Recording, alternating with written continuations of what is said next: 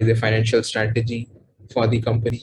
You can be in the strategy department devising what businesses to go for, what businesses to opt out for, how to do the business, what strategies to follow, and operations, daily operations, or how to run the business, how to optimize costs, how to increase the revenue. That's all. So when you say Janman, you see a wide spectrum of roles. You get a lot of possibility, what you can do, what you can be in the company. These are some of the major companies that have been coming across IMA to hire graduates from IMA for interns and final placements as well. TAS is one of the most liked, I would say, one of the greatest recruiters IMA has. ABG also offers very elucidating Janman roles. Then we have Adani Group, Mahindra Group, CK Birla Group, RPG Groups, then Airtel. Then we have Reliance Industries and then JSW. I think you would have begun your preparations as well by now, and GMLC Club has also shared its preparation manual. So you would have seen about these companies, read about these companies, and if you want to delve deeper into the details of these companies, you can either go to their websites, or our GMLC Club has also done a good job. You can read the handbook as well, and you can get a fair amount of understanding what kinds of businesses each group is doing. So these are basically conglomerates, have different businesses, and you can understand what businesses have been they have been pursuing recently.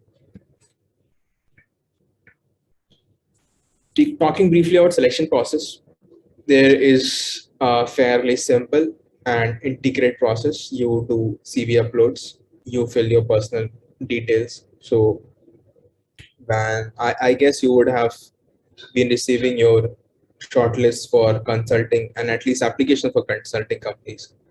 So in consulting companies, you simply upload your CV and your job is done. But when it comes to general rules, company wants to know much better about you. They will not only ask out CV, they will ask out personal details. They will ask many HR cues, which mentorship cell had you prepared, and you will realize that with this rigor, this academic rigor, you are preparing for your dream roles, and you have these company PPTs and everything. In between of this, you would not have got time to prepare HRQs at this point of time, and that's why you would have prepared, and I assume you would have done a fairly good job in preparing HRQs. And if any one of you feels any doubt in HRQs, you want to get them reviewed and analyzed, GMLC Group has also started its mentorship program. So I guess every one of you would have been mapped to some mentors if you had shown interest. And you can reach out to your mentor. You can reach out to anyone from GMLC Group, and you can reach out to PGP2s, any PGP2s, and get your HRQs reviewed. You get these HRQs in the company PPTs, you fill their forms, then they shortlist the CVs. They shortlist the CVs and they call for group discussions. These group discussions are is the round where filtering happens. So many people will be called for GD. Everyone would be asked to participate in them, and then the panel decides what people they think can be of their relevance. They think these people should be interviewed, and then they are selecting the people for personal interview, and you get reviewed, and then you get interviewed, and then they declare the final results. So that's how selection process happens for every genuine company.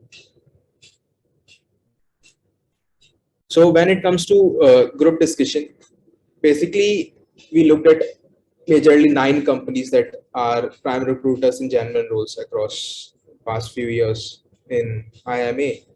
And most of them, I mean, almost all of them conduct group discussions. And TAS conducts a group discussion, but it is in a very unique format, which we will later discuss. So for every Genman role, you have a group discussion. It is a very regular kind of group discussion. Regular in the sense you will get a caselet, not just a single topic that you might have faced in some of your B school interviews. Here, the companies will come and present you with a small caselet. They will either read out to you or give you to read it yourself. And then they will open the discussion. They will have a round of 8 people, 6 people, 10 people, whatever they feel comfortable with. Give you a certain time limit, either 12 minutes, 10 minutes, depends on company to company. And then they ask you to discuss upon the topic that has been given and come up with a solution that you feel is optimum in this case. And what they are trying to observe is they basically try to see how you are thinking, how you are behaving when you are put in a boardroom. Do you think critically? Do you think clearly? Are you attentive to details? Are you paying attention to your peers? Do you pay attention to what peers are saying?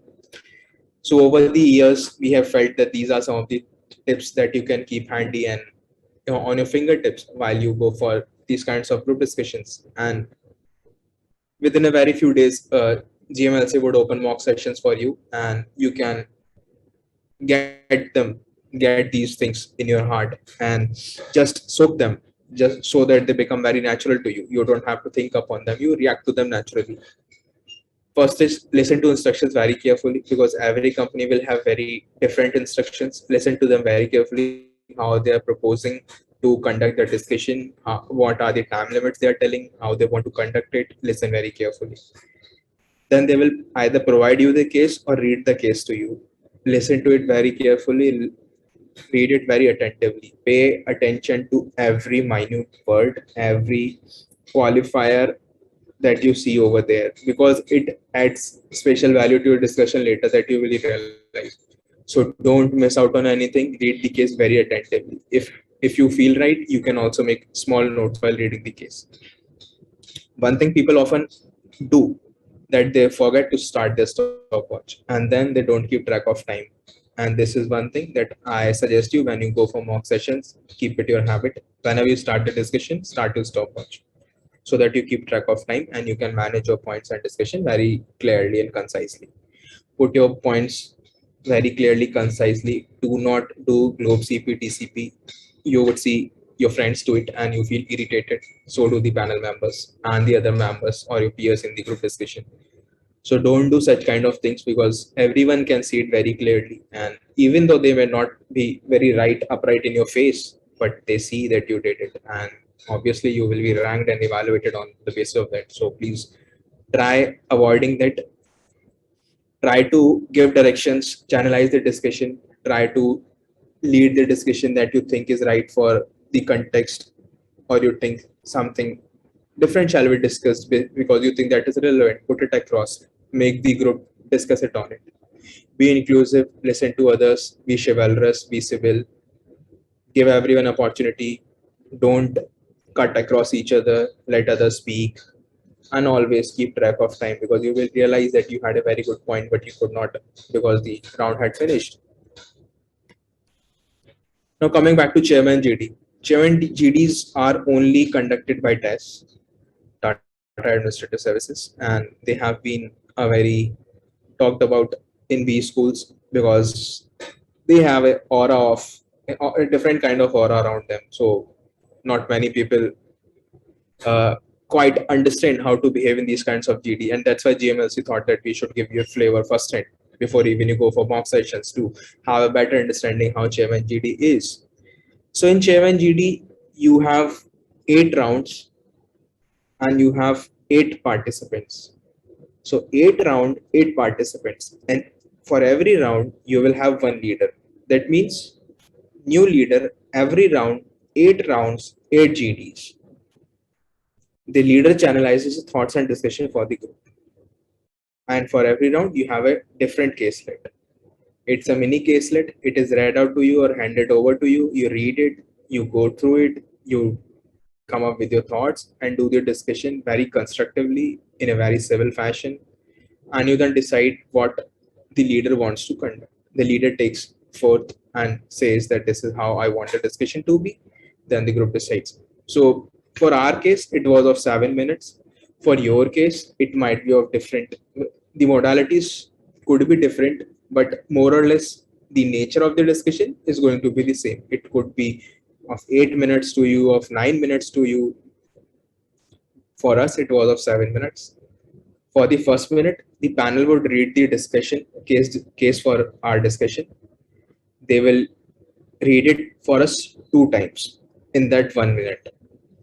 And after that, the leader starts the discussion. He gives the instructions to the group how he wants to conduct the discussion. Then for the next 5 minutes, we have open discussion. It means everyone from the group can pitch in. Generally, leader is not advised to participate actively in these discussions. He is supposed to give the direction, supervise the discussion, look where the group is going, whether they are heading in the right direction or not. Do they think that everything is going right or not? Do they want to do it in some other way? So that's the role of leader. But you can think that it is a very light role, and why would such a person be called leader, because he is not even participating in discussion. But you would realize that when discussion has continued on for 5 minutes, and you would have given very diverse different kinds of viewpoints, it is actually very difficult to keep track of every viewpoint, every thought that has come across. And in the last minute, when the leader is summarizing, he has to actually make up story of everything that you have come across, that you have said. He can again put his viewpoint forth. He can conclude what the group has decided. There may not necessarily be a consensus, and you can say that the group has discussed this, and the group is described and divided on these kinds of issues. And you can say that this is what I feel. And that's pretty how the chairman GD goes on. So I will just take a moment's break and see if you have got everything right. Do you have any doubts at this point of time? Yes, Mitesh. Yeah, I had a couple of queries. First, regarding the chairman GD. So, as you mentioned, there will be 8 participants, only one leader. So, I'm assuming, let's Yes. say the leader is taking the role of a chairman or managing director or something like that, and the remaining 7 would either be from like taking roles from different functions. Let's say somebody's from finance, somebody's from marketing. Is that correct? Not necessarily, because you would see that the discussion is of only for 7 minutes. So the time is not wasted in defining the role for every person.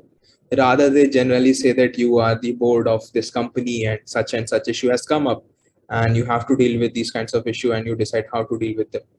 So not necessarily they will give you role particularly, but it is again for the leader. If he wants to do so, he can assign. My personal suggestion is you should not confine somebody in a particular role. You should keep it open, because that person would have a very diverse viewpoint and thinking. And you shall not say that, okay, Srinath is only going to be an HR person, because it confines him that he is now expected to speak only on behalf of HR. So I would refrain you on doing it directly. Rather, you can say that you are the board of such a company and such a issue has come up, and you can proceed discussing these kinds of issues. So you give the direction, but you leave it open. So you're not confining someone in a space. Is that clear to you?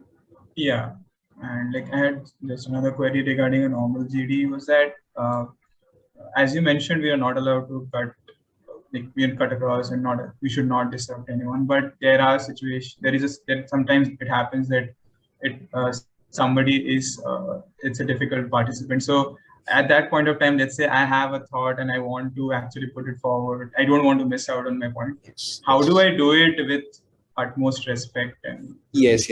So, Mitesh, my experience goes, so whenever a person is speaking, he would finish his point. And obviously, if you keep on continuing speaking for 2 minutes, panel is also going to understand that you are just blabbering. So when when the discussion shifts from one person to another, there's a small gap. It will happen. So shifting will happen. That is your window when you have to act. So you have to act in that window. You seek you obviously won't get a consensus that okay, let Mitesh speak, but you would have to find your timing. You have to fit yourself in that window, in that small window, that I speak in such a fashion that it does not look rude and I'm not cutting others. And in Janman rules, it is particularly very important that you be civil, because no Janman company, and these companies which I showed you have a good reputation, and at least Test has a very high reputation. So they will not want anyone who does not know how to be civil. So don't do such kind of rude things. Just follow what is being suggested, and just try to fit in yourself in those small windows. And you will at first it might seem intimidating or at least confusing how to do that, but over the time when you have gone through multiple mock sessions, you will realize that you find such kinds of time, and that's how people practice, and that's the practice. Thank you. Mrigank, do you have anything to add here? No, I mean, like, just from a practical point of view, right? So, I mean, if the other person is just shouting and not willing to listen to you, there's hardly anything that you can do, right? So it might be your friend, it might be someone from another class, right?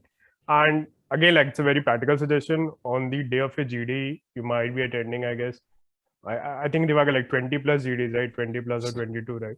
So you will be sitting for like 12 to 13 hours. So for the first 2 or 3 GDs, it might be, a little bit tough, but you'll once you get the hang of it, I mean, it's okay. I mean, in my personal opinion, like later in the evening, I was just like, okay, fine. If you want to shout, keep on shouting. I'm not going to interrupt. I will just find my time to speak and not break my chances just by being not civil. That's it.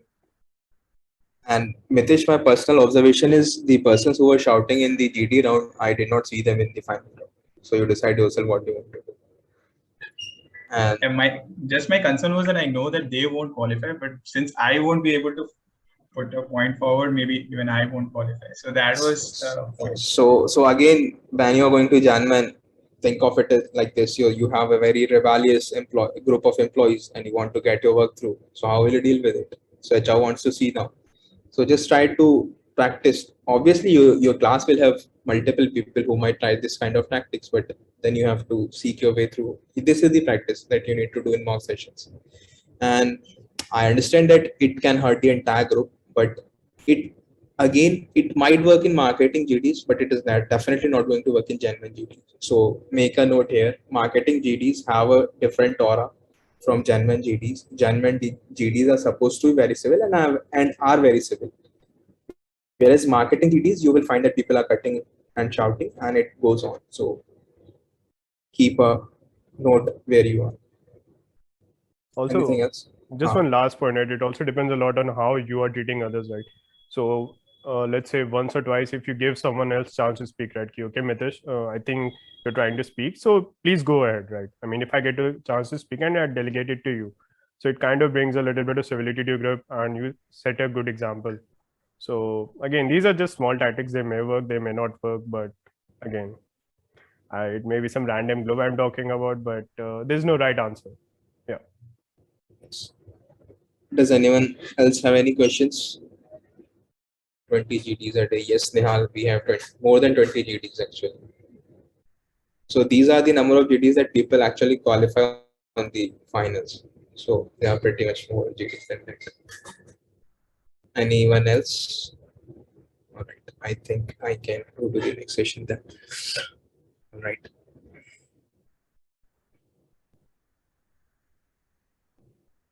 So this is what we had discussed so far. If we just look, so this is round one leader is chosen, that person takes the lead, discussion goes on, and we shift to the second round, new leader, new caselet, new discussion, and so and so.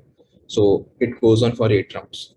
If you look at the grading scheme, you have to be very, very careful, because when you are the leader, you are being graded on 30 points.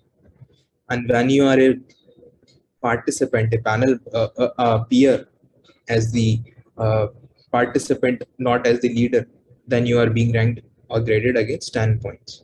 So in totality, you will see that everyone is being evaluated on 100 points. 30 for the round when he was the leader, and 7 other rounds when he was a simple participant. 10 points for each round, 70 plus 30, 100. Now coming back, when I said that leader had only limited responsibilities, how can he make 30? How can he make for 30 points? This is for you to decide how the discussion you want to conduct. My personal suggestion is keep a very keen note of what everyone is saying, how that fit into a discussion. And while the discussion is going on, try to make a story in your head where the discussion is heading to. Shall it go in the direction where it is heading to? Shall you, is this the point for you to interrupt and take the lead and give new direction to the discussion? These are some of the roles for leader, and try to make everyone feel comfortable by when I say that, I mean everyone should feel part of the discussion, be inclusive, try to give everyone an opportunity. So these are some of the things that you can do as a leader. And there is no hard and fast rule given either by TAS or by me or GMLC or anyone. These are some things for you to practice, but in general, we have observed that these are some of the things you would see in a good manager. And obviously, when panel comes to look, they would look for definitely these kinds of things. So that's all we had in context of chairman duties. I will again request you, if you have any questions in terms of grading or evaluation at that point of time, you can ask me, or we will conduct a brief mock session where I will have a demonstration how chairman GD goes on.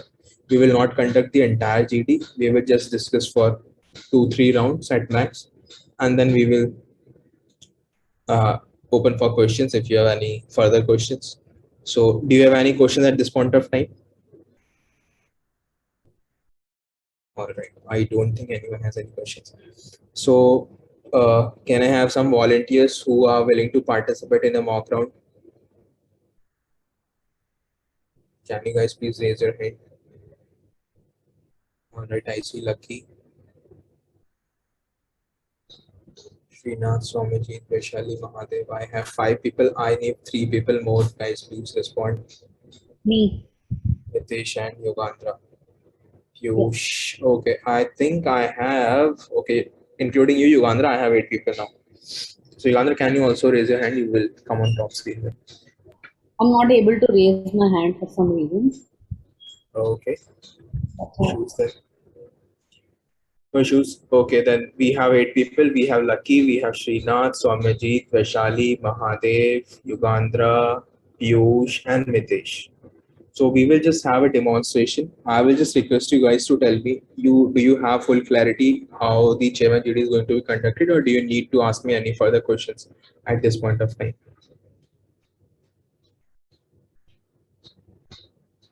You all are clear, right? Just the role of a chairman is a bit ambiguous, but I guess once a round or two happens, we'll be able to understand. All right, all right. So Piyush, I would say there's no clear definition how chairman should behave. So basically, he's supposed to lead the discussion and give a summary to the discussion and make it more rich in discussion, in value, in meaning. And that's what you're supposed to do when you're a chairman. So we will just begin. Yugandra, you can't raise your hand, right? Divakar, I have one question. Yes. So in the 5 minutes when the discussion is going on, and we just have 7 minutes. The last minute is for the chairperson to conclude, and the discussion is going on in the 5 minutes. How do we interrupt in between and tell them like that the chairperson is about to conclude? Like So you are saying when you are the leader. yeah. Okay, so let's say a discussion has continued for 5 minutes. I mean, 6 minutes in totality, including the 1 minute when the case was read. So 6 minutes have gone, and now you want to, uh, so now you want to say that you are the leader and you want to conclude how to pitch in, right? So you can say that in the interest of time, we shall conclude our discussion. And when you say that, people get an indication that time is over. And if they are not allowing you to speak, you would have to interrupt. If they are continue to say the sentences, you would have to politely say that in the best of interest, let's say Lucky is speaking a sentence and you want to conclude, you can say, Lucky, I think in the interest of time, we shall conclude. And I think we have deliberated on these kinds of points, and this is what the group feels, this is what you feel. So try to be polite, because you have to anyhow interrupt. So try to be polite, make him stop, and then conclude. Don't wait for Lucky to stop, because he would stop at 6:39, 6:49, 6:59, and you are losing your time.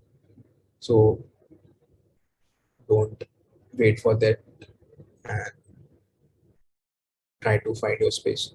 Anyone else? Vaishali, is that clear to you? Okay. Shall we begin then? All right. So who is going to be the chairman for the first round? Let me take it off. Okay, Lucky, you are the chairman for the first round. So Lucky, I will read the case for 2 times. All right, and the group, you have to listen to me, and then we go forth. So Lucky, you are the CEO of an electrical appliances manufacturing company. Recently, there has been an accident in the plant that has led to a declining production rate. You have a big consignment to deliver in the upcoming days, and if the production is not resumed to the previous levels, it would be challenging to fulfill the order. You have called a meeting with the officials of the manufacturing plant to discuss the issue and figure out a way to progress in the situation. I repeat, you are the CEO of an electrical appliances manufacturing company. Recently, there has been an accident in the plant that has led to a declining production rate. You have a big consignment to deliver in the upcoming days, and if the production is not resumed to the previous levels, it would be challenging to fulfill the order. You have called a meeting with the officials of the manufacturing plant to discuss the issue and figure out a way to progress in this situation. Okay. Hello, everyone. So we are in the manufacturing plant today, meeting with all the officials, such as the plant head and the floor workers and the individual unit workers and so on. So there is an issue that we have a big consignment and our production rates are falling, and I would want to at least ensure we can take some measures in place to arrest this decline in production rate that we have.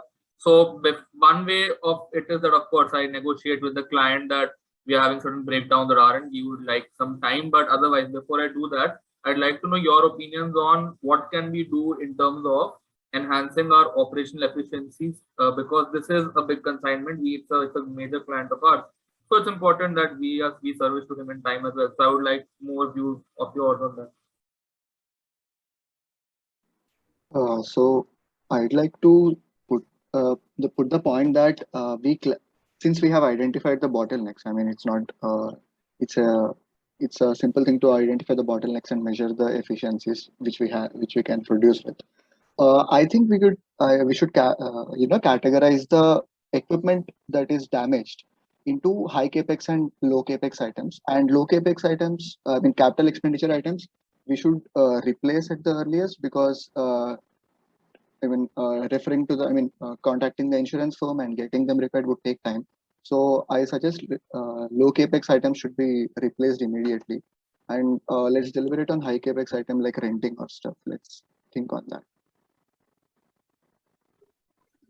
Alternatively, what I would suggest is that once we know the line that is being the bottleneck, whatever part that we are sort of falling short on production, we can identify vendors who are already producing similar parts maybe, and tie up with them at least on a temporary basis, so that we can sort of make up for whatever production shortfalls that we have at the moment. Given that the deadline is approaching fast, and even though Lucky said that he will try to get the deadline pushed further, but I think that will create a sort of bad name for a company, and that I personally would not like to happen. So other than getting the parts replaced or getting a new machine, I think temporarily what we should do to match our capacity as of earlier is we could introduce new shifts and give few overtime options to our employees, so that they don't feel getting overutilized. And so increasing the number of shifts, even though we have low capacity per hour, will give us the target production rate per day as we need. Just to ponder over this, so in case of an accident happen, there would be some sort of safety measures we would have undertaken to bolster the security of it. So we can either increase that. At the same time, we can instill the confidence among employees that such accident won't happen and they can concentrate on their jobs without being cautious about their safety. Another thing that we can do is to motivate employees, or as such, we can explore an option of bonus for this particular order if the order is very important, or we can see to divert some of our regular production to this particular order if it helps to gain a new market share or something, seeing the strategic importance of it. Alternatively, what we can do is we can subcontract if there is some problem with some specific part, because of which the total production is getting impacted or there is a delay in production, then that for that particular part we can subcontract or hire some other agency from where that particular part we can have and let the production be in a smooth flow there. Just to understand the point that Piyush made better, it was not very clear to me. So you want to say that we don't we don't care for this particular product, this particular order as much, and focus on other markets? Is that what you said? No, so what I was trying to say is the reverse of it. Rather, if certain local supplies that existing orders are existing products are getting fulfilled, if we can divert certain portion of it, we can delay that and fulfill this particular order. Depending on the importance and depending on the future potential of this order will get us, we can look into that option also. Right. We should prioritize the production of this particular element. Right. So Mitesh and Jugandhar, do you have anything to add? I agree with this. I agree with Somjit's point, but I also would like to highlight, like just way Piyush mentioned, that safety is going to be priority. I think the productivity is not only down because we have less resources, also because we might not have been able to address those issues in this small amount of time. So safety needs to be taken into consideration, and taking the productivity numbers, like if it is reduced, we obviously need more workforce. So we can definitely employ third-party contracts if we don't want to divert other targets, like we don't want to change other targets as well. So we should take some help of third-party contracts. So either get some manpower or fulfill it. Right. Okay. In the interest of time, I think I'll just summarize the main points. Right. So one part was categorization of finding the damaged equipment into high and low capex options, getting the low capex option replaced at the earliest. The second was identify vendors who could replace specific parts. I think Vaishali basically told the same thing in a different light. Another interesting option which I felt was, more shifts we can pay overtime. Piyush also kind of went along the same line and talked about having bonus, paying the workers bonus. And there was also a discussion around diverting some of the existing production to this order, which I think is interesting. But if I had to really go something on a priority basis, I would probably take up this. The overtime part looks fine, the new shift part. The replacement of parts and vendors new parts, these seem viable solution. I think we can take these things forward. And the safety part, yes, I agree, but those things, that's something we can take care of later. In an immediate situation, I would rather talk more on this operational efficiencies aspect. So that's from mine. Good job, Lucky. Yugandhar, try to participate. I mean, people will not let you speak, so you would have to come in forward. So you guys or any other people who are listening to this GT, do you have any doubts at this point of time? Shall we continue with the second round? Do you have any questions? All right. So I will begin with the second round then. So who is going to be the chairman for this round? So just to make it very clear, for this round, Lucky would be graded out of 30 points and everyone else would be graded or evaluated out of 10 points. Now, this is the second round. We will have a new chairman and a new case study. Who wants to be the chairman for this round? I think I'll take that. Okay. Srinath, you are the chairman for this round. Yeah. So Srinath, you are the Sarpanch of a village witnessing decline in children coming to government school in your village. On preliminary investigation, it was found that a newly appointed teacher has recently started punishing students for their poor performance in the class. This has led to fear in students' mind and they are avoiding going to school. The same teacher teaches many classes and thus the recent trend has been observed across the entire school to a large extent. You have called a meeting of responsible people from your village before discussing the issue with the villagers and the students. I repeat, you are the Sarpanch of a village witnessing decline in children coming to government school in your village. On preliminary investigation, it was found that a newly appointed teacher has recently started punishing students for their poor performance in the class. This has led to fear in students' minds and they are avoiding going to school. The same teacher teaches many classes and thus the recent trend has been observed across the entire school to a large extent. You have called a meeting of responsible people from your village before discussing the issue with the villagers and the students. So, Namaskar, Devi or Sachin. So we are gathered here today for discussing this very serious issue of children not attending school recently. children are our future, and in order to secure our future, the best way is to ensure that they get proper education. So it's important that we find a solution to this as soon as possible. So the agenda for the day is to plan our way forward. So plan the agenda for the next few days to tackle this issue. We are looking for solutions that are readily implementable and sustainable. We are not just looking for any stopgap issues. So to take this forward, let's not waste any more time. We can start with Mitesh maybe, because you're first on my screen. Yeah, hi. So there are two things I'd like to point out. One is I think we can go ahead with the training for the teacher. So the teacher definitely needs to undergo a training to how to treat students and how to, especially students of primary school, they are not the same as college going students. So you cannot punish them for every small mistake. And in a long term, I also believe that we should not be dependent on only one teacher for most of the subjects. And second, even if our resources don't allow us to do that, we should have a proper background check for a teacher. So we should check that he or she has no past record of beating children, or has a idea of how to treat children properly. I think we need to talk to the teacher also why he or she is acting so strict with the student, because there might be some case like because of which he has to take some stringent step because the students are not listening, because it's a government school. Maybe in some remote location that students are not acting in a decent way, or there is some gap between the teacher and the student that needs to be bridged. And basically we can also have a parents teacher meeting where the parents can communicate why the students are not coming, and because just the acting like giving a severe punishment is not a ground for the students to just don't go to classes, because they would be missing out on other subjects also because of I'd like to add that this is a very recent problem, and we have noticed that after this teacher that we're talking about has been appointed. Now, of course, we have constraints. It seems very clear that since a newly appointed teacher is taking so many classes, it seems that we are under constraint, but still it is not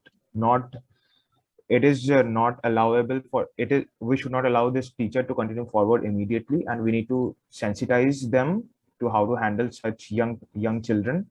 And hence I feel the need that at least for a couple weeks we need to stop these classes taken by the this particular teacher, and we need to look for alternatives, what we can do to carry on with the classes in the meanwhile, and think about sensitization or replacing that particular teacher in the coming time. Just to add on to a different perspective, so once the teachers, we have a talk with the teachers, students also need to be made aware that certain changes will be done, and they also need to be made aware and confident that they should return back to the school. Also, just to remove the barriers between a teacher and student, they can also participate in extracurricular activities where they get to mingle outside the school hours, and they can take up any sort of social work or other work that helps to ease between the tension that they have.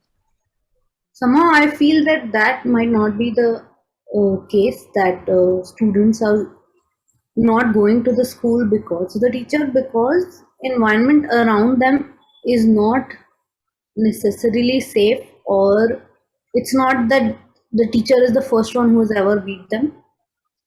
So probably that's not the main reason why they're not going to school. Probably we need to look in deeper as to what the real problem would be. That actually makes sense, because we look into deeper. But till that time, at least I felt Piyush's point very. I actually agree with Piyush on the extracurricular activities aspect, because this can also help us handle the constraints aspect, right? Like even if we temporarily suspend this teacher, or फिर हमें नया teacher आना, get a new teacher to substitute for these students, assuming online session all नहीं करने वाले government school, that logistical part will be extremely challenging. So we will have to still work in these constraints. Exactly. In the sense, to recruit a government teacher is going to be a long process. But as Srinath has suggested that we are not looking for a stopgap solution. I think stopgap solution is inevitable in given situations, because the replacement is going to be a long process. So we can hire few educated volunteers, not hire as such, we can invite educated volunteers from the village itself who can build confidence among the students because they are one of them. And we can ask them to teach after hours, or maybe include them in bringing the children back, because Right. that's going to be Yeah, thank you guys for your points. In the interest of time, I'll have to stop discussions. We came up with a lot of interesting solutions and initiatives. So point taken. Training teachers, as Mitesh had suggested, is a good sustainable solution to this issue. Besides this, yeah, we do get it that because it's a government school, we will not be able to have like hiring in our hands. So again, if we go with not allowing teachers to teach in the short term, we will be constrained because the faculty strength was a challenge already. Another interesting point was to increase the extracurricular activities from the teacher's side, as Piyush and Lucky had suggested. That is definitely something that we can go ahead with. And yes, one very important issue that Piyush had suggested was to just reassure students, communicate with them. And again, yeah, as Vaishali had pointed out, we first need to communicate with the teacher first, because these were only preliminary findings. So we first need to identify if this is the main cause. So we first need to see whether there are other issues, as Yugandhara had said, could be the environment, could be something else, because it's a government issue, a government school. Could also have been things like midday meal, as Lucky had earlier mentioned. So thank you. We can go ahead with these readily implementable solutions, like just talking to the teacher, hiring volunteers, and training teachers going ahead. Thank you, Srinath. Thank you. So far we have concluded 2 rounds. Who is going to be the chairman for the 3rd round?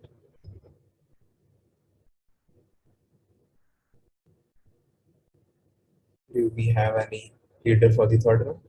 I can be the chairman for the 3rd round. Piyush here. Okay, Piyush. So Piyush, you are the chairman for the 3rd round. So Piyush, you are the manager of a food outlet. The sales have been declining at your store.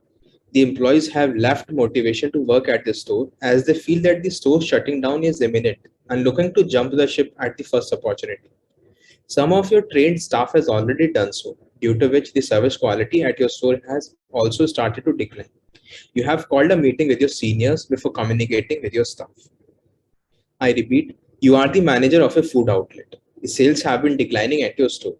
The employees have left motivation to work at the store as they feel that the store shutting down is imminent and looking to jump the ship at the first opportunity. Some of your trained staff has already done so, due to which the service quality at your store has also started to decline. You have called a meeting with your seniors before communicating with your staff. Hi everyone. So as you all are aware that we are facing a downturn in sales to the economic activity. However, due to this, our key employees are also leaving us. The same time, due to which the service quality is going down, which in fact is also further progressing the decline in sales. So I would like to know your views to mitigate this problem and retain our key staff, at the same time to work towards increasing the sales and increase the employee morale. Maybe Srinath can continue. Yeah, to begin with, yeah, I suppose communicating with the employees first of all is important, because it is so among them this sort of rumor has spread that the shutdown is imminent. So we first need to communicate and reassure them that that despite this downturn in sales, we are committed to sort of overturning whatever loss and fortunes that we are facing right now. And so I suppose I have only this point at the moment. Yes. I mean, extending the line of thought of this communicating to the employees, there are few ways of communicating. That is, we can also make a gesture. I mean, gives a signal to the employees that we are not going to shut down. One thing is we have to pump in money. That's for sure, because there is no other alternative. Pump in money and hire two personnel at the start. That is one operations manager and one store manager from our competitors and we can try the best in the market, because that's going to improve the service quality as in, or we can also identify the gaps in our costs. I mean, costs and prices with effective operations practices. So that's one thing. Yeah, as Mahadev said, the communication will be key here, because I don't think formal communication that the store is on shutting down is warranted for as of now, and that might have a negative impact. That is the leadership telling them that the store is not going to close down, is not going to help boost the morale. Rather than we should try to follow some informal patterns that is going to motivate the employees. One of which I could think of was to restructure our incentive situation, because given that the employee morale is down and the sales is down, we should not try and reprimand the staff, rather incentivize them. For like, we could decrease the base pay structure and add some sort of bonus scheme or variable pay scheme, whereas depending on the sales that our employees contribute to, will add some, will you get the gist, that will have some portion of the pay that will vary depending on the contribution they do to our products and sales. Vaishali, your viewpoint? Like Soumyajit said, we should be focusing on retention part of the workers, and basically all those workers who are there, they should focus on the service quality, because since the sales are declining, so through word of mouth only, if you are going to provide better quality, so the customer base would improve, and our sales would also get improved in the meantime. So that would be. Mitesh, what do you think? Yeah, so I agree with points that we need to first of all find out the reasons for why the sales are declining, and if definitely operations is the reason, we should go ahead with hiring a new operations manager. Second would be that how we communicate, as Mahadev mentioned, is also important. And here there is another viewpoint that we first need to mention the facts that, yeah, definitely there are rumors, and rumors can only be dismissed with facts. So we need to, let's say, have a meeting, mention some facts that how the situation of the company is there, but we should also be cautious that we are not mentioning everything. Like, the point is that the meeting should be how their performance can actually help us to improve our sales, and we are not in that bad a state. So that needs to be focused upon. If we can dismiss those rumors, we're definitely boosting morale, and with, I think, incentives, as Soumyajit mentioned, we can go ahead with increasing our revenue as well. I think at the same time, we should also tell to employees that, like, we should be honest that if our sales that, like, why should we, like, I think transparency and trust are foremost as a manager. That would be with my employees. Those are very important values. But we should also tell them that, look, there have been a lot of good days in the past when we have done very well, and this is only a temporary hiccup, and therefore, we can motivate them that way as well. So, Yogindra, your thoughts on this?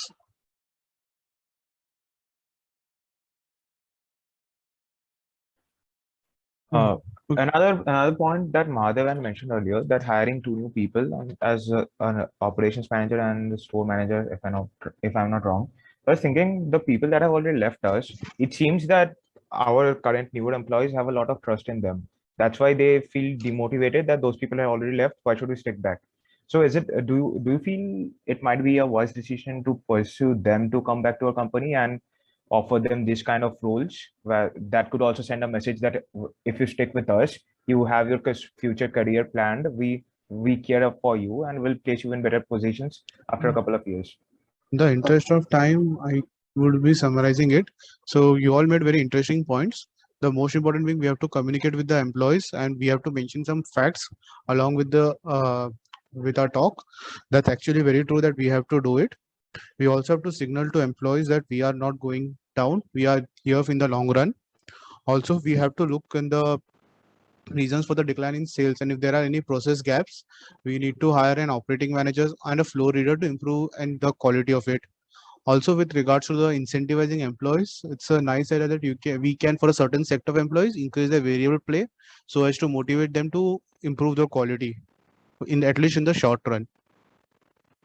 So I guess with this, I'll conclude the meeting, and we can connect later to discuss how these have to be implemented. Thank you, Piyush. Thanks a lot. And I thank all the panel members to have participated in this discussion.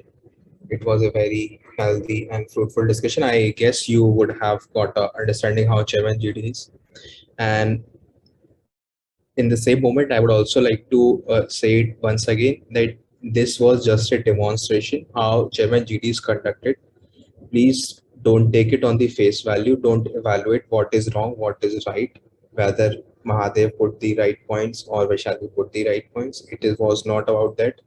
I have no feedback and won't be evaluating you on these points. This was just to demonstrate the modality how Chairman GD is conducted. And please don't think that this is how you should conduct yourself. I would say that this is somewhat you should be. This is a fair way to be, but please don't take it on the face value whether it was right or wrong. Take it as a learning opportunity to learn how Chairman GD is conducted. So I see there are two raised hands. Yugandhar, do you have something to ask? Okay. So Sujala. Yes, hi Devakar. Hi. So I'm not sure if I missed this point earlier, but as a chairman, I am only supposed to introduce the problem and in the last present the conclusion of the discussion, right? I mean, I shouldn't be giving any recommendations. Not clearly, Sujala. So because I read the case, your team members, your peers are also already there. So they would have heard as clearly as you would have. So there is no need to reiterate the case again. So you don't need to classify the question once again. You just need to give them the directions. Let's say this is a kind of situation. Let's say your school has seen dropouts because one of the school teachers is beating students. And so what do other teachers think? What shall be the corrective measure to take? And how do you think we can increase the participation of students? So this can be your opening line of action. You are giving the direction to the discussion, and then you can keep note of what everyone is thinking, and you can give the recommendation. But again, your recommendation, if it is emanating from the discussion, it means something. But if you try to say something very different, which does not have basis in the discussion, obviously it will confuse the panel members. So you can bring up your point forth to assert what you're trying to say, and then you can recommend. So I won't say that you cannot strictly recommend. You can do, but depending upon the situation, you have to mold and modify how do you want to do that. Okay, all right. Thank you. Soumyaji. Yeah, Devaka, you had mentioned earlier that when the chairman goes with his or her recommendations to the panel, they are supposed to build a story around it. So I guess that wasn't very clear to us. Could you please explain with some example? Yes. So, for example, I mean, obviously you will learn it over multiple mock sessions. When you attend more and more GDs, you will learn to do that. When I said you try to build a story, I meant that when you have points stitched or weaved in the form of a story, it makes it easy for the panel members to figure out how the discussion was. Plus, because they would also be hearing to everyone what everyone is saying, so they would have make out of every student. But when you do that in the form of a story, it gives an impression that you have been very attentive throughout the discussion. So you paid you paid attention to the details, and you clearly figured out what is significant to the strategy, how it should be implemented. So for example, when you said that you need to have a teacher training program, so you can say that you need not necessarily need to name the student that this particular student said this and this particular student said that.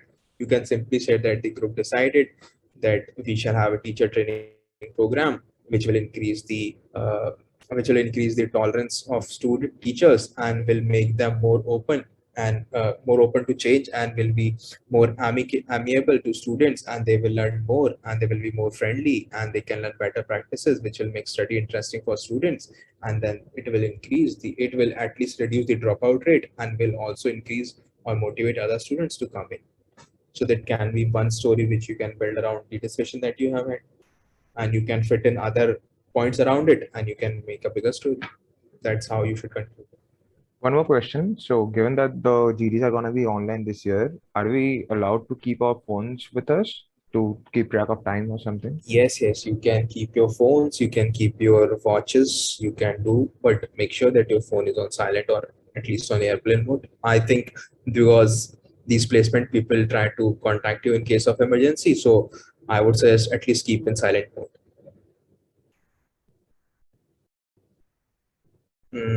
We have a question on the chat.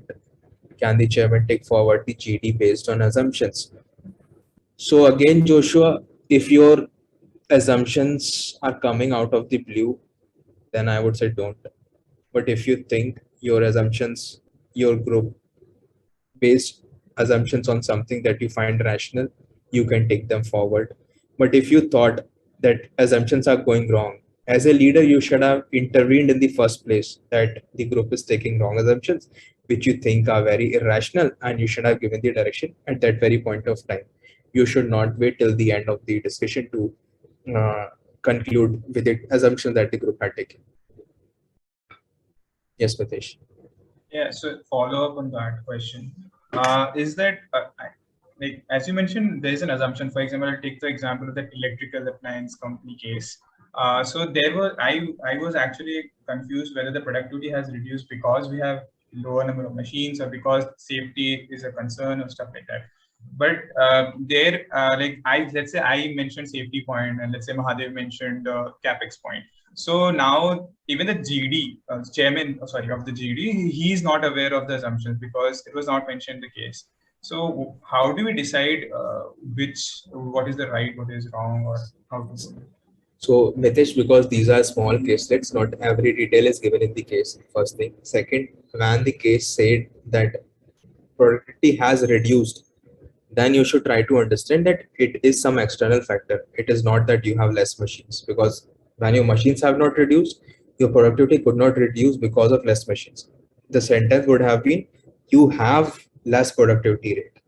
Then it makes sense to say that you had less machines. But when I say that your productivity rate has reduced, either your machines have gone under breakdown or something on the labor side has happened, or on materials, or something else. So you need to classify whether it is a flow concept or static concept. So just try to, that's why I said, when you read the case, read it very, very carefully, because every word has a special meaning, and that will define how the discussion is going to be. And the panel would obviously be very cognizant how you are paying attention to everything. Okay. Thank you. Anyone else? Does anyone else have any questions? Pragang, do you have anything else to add which I'm missing? No, Divakar, you covered it perfectly. I guess those who have cameras switched off are obviously here. I hope you are here. At least you can put your thumbs up. I'm not asking to put your camera switch on. All right. Thanks, Ashok. Great. All right. We have a generous crowd who is afraid to switch on the cameras, but they will respond if you ask something. That's good. All right. So do you guys have anything else to ask? Any other questions? And I mean, was it Shubham? Yes. Oh, okay. Abhinay, you have a question.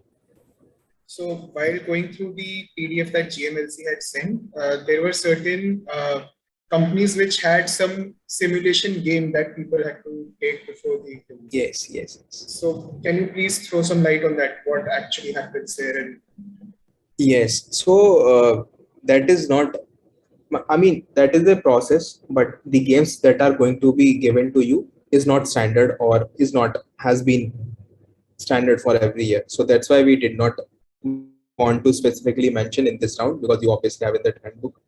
So you will have to register on these platforms with your college email ID. You set up these games from the Play Store or App Store, and then you play them, and then the responses get recorded, and on the basis of your responses, you are evaluated. So if you, so there are two games. In TAS, there are 3 games, and in AVG, there are again games. So in Mondelez, you will have a simulation of games, but that's a marketing company, but you will get psychometric tests and gamified simulations to evaluate how you are thinking, and how that evaluation is done. That's, I would say, is a gray box to us. we don't have a very clear understanding what input goes in, what is the output, how do they determine, but they obviously do determine on the basis of your inputs on these tests. Can you give some example, any particular example of a game that happened last year? Mrigank, do you remember the name of that game? We were supposed to burst some balloons, I guess. How quickly you can burst balloons by tapping a finger for task. And there was this This was there was this these games are pipeline, on right? Cake NAC banana app. jisme.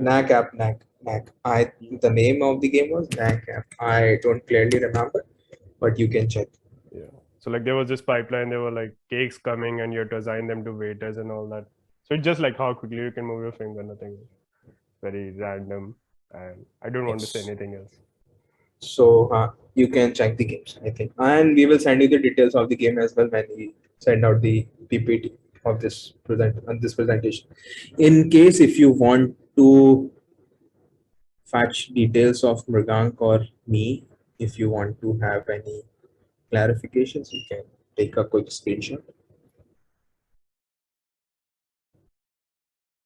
And obviously you can contact anyone in the GMLC. There's no restriction that you have to come to us only.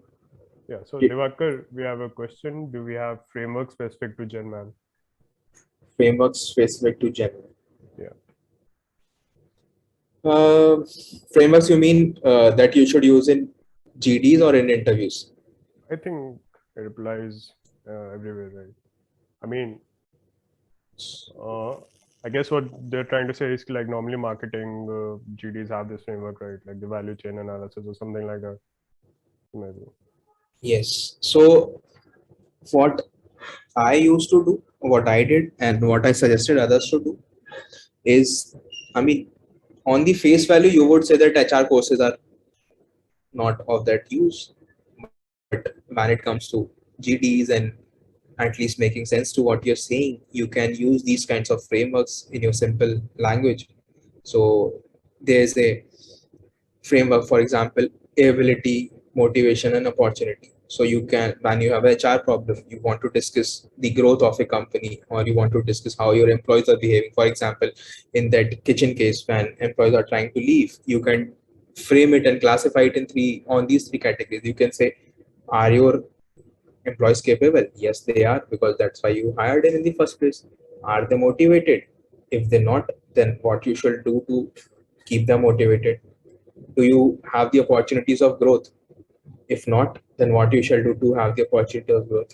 If this is not helping, then you should try to, at least you should try to frame your sentences in these kinds of framework. It gives value and make your discussion richer. On the other hand, if you have a hiring problem, you can discuss whether the pool that you are selected to hire from is capable or not. So what is your evaluation criteria? How are you evaluating the people that you want to hire? So you can have, do these people have motivation? Do you have enough capabilities to scan them, to evaluate them? How the recruitment process should be when you have something like this. So you can discuss and bring in these kinds of framework. Then when you go to operation problem, you can talk about conveyors, line systems, assembly lines, if they fit in that context. If you think there are some ways how you can increase the operational efficiency, or you can conjure up something. Let's say when we said that production rate has declined, you could have thought of whether material quality has gone bad because it is taking more time to machine it now, or the labor, did you change any labor, so efficiency has gone down and then productivity rate has gone down? Did you do maintenance of your machines in the proper time? So these are some of the lines of thinking which you come across when you go through these kinds of framework. So you don't need to dig in very deep. You just take a look at the term one courses which you had, look at what the things you studied in operation courses, what the things you studied in HR courses, and try to come across these kinds of frameworks, memorize them, and try to bring them in your local vocabulary. So just try to think along those lines, and I think you will ace the discussion. So I forgot who asked that question. Pragam, who was it? Shubham. Okay, Shubham, do you find it meaningful? Do you look for Yes. the Yes. Yeah, I mean, Okay. like, there are no frameworks just specific to German. I mean, specifically not in the interviews, I guess. But maybe in the GDs they can help. But just don't make it too obvious that you are using a particular type of framework. That does not, come across as very nice. Don't try to crowbar framework because Mrigang said that you should use, or I said use AMO framework. So every time you come across a problem, you try to do it in AMO framework. Don't try to do it. Anything else? No, thank you. Okay. Anyone else? Does anyone else have any questions? Can we have? Okay. You should head shaking his head. I think we are good, right? Okay. So I guess we think that we don't have any other questions, then we will conclude this session. In case if you have any other queries, you can come back to me or Mrigang or GMLC group in general or any PGP2 in that context. And if that PGP2 person is not able to help you, he will direct you to the concerned person who can help you in that context. And in the coming few days, GMLC Club will start your mock sessions. You can book your slots and then come for the discussion, ready for the discussion, and prepare and build on every discussion. So that's how your preparation for Janman is going to be. For company specific preparation, you can read the placement guide that GMLC has shared with you, or you can do your own research. I would say if you do your own research, you will find two things more and that suit your character, your work ex, and then you can fit it in better in your discussions. That's all we have to say. Mrigang, do you have anything to add? Side suggestion: when these slots open, do do keep yourself on toes because they get filled within a matter of minutes, not even minutes. I would say seconds.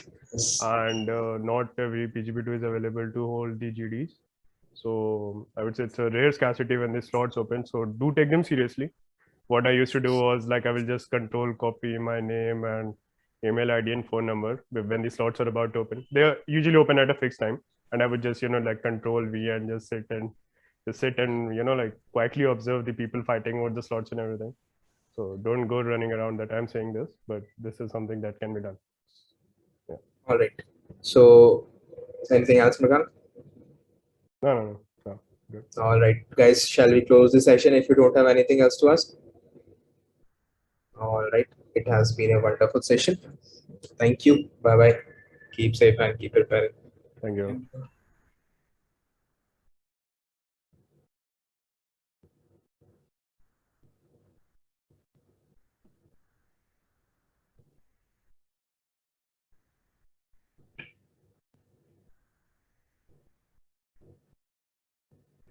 Close the recording.